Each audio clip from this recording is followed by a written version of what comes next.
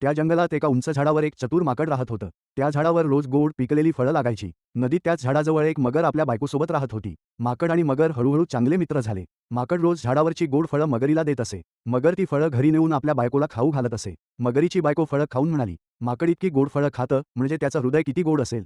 मला माकडाचं हृदय खायचं आहे. बायकोचा हट्ट वाढत गेला. शेवटी मगरीने एक युक्ती आखली. एक दिवस मगरीने माकडाला म्हटलं, मित्रा, माझ्या घरी ये. माझी बायको तुला भेटायला उत्सुक आहे. माकड आनंदाने मगरीच्या पाठीवर बसलं आणि दोघं नदीतून जायला निघाले. नदीच्या मधोमध पोचल्यावर मगरीला अपराधी वाटलं आणि तिने सत्य सांगितलं. मित्रा, माझी बायको तुझं हृदय खायचं म्हणते. हे ऐकून माकड घाबरलं, पण ते फार चतुर होतं. लगेच म्हणालं, अरे, तू आधी सांगायला हवं होतंस. मी माझं हृदय तर झाडावर ठेवलं आहे. आधी तिथे जाऊया. मगर भोळी होती. तिने माकडावर विश्वास ठेव आणि परत झाडाकडे फिरली. झाडाजवळ येताच माकड पटकन उडी मारून झाडावर चढलं. माकड हसत म्हणालं, अरे मूर्ख मगरी, कोण आपलं हृदय बाहेर ठेवतो का? मैत्रीत फसवणूक केलीस म्हणून आता तू माझी मैत्री गमावलीस. मगर लाजून पाण्यात निघून गेली.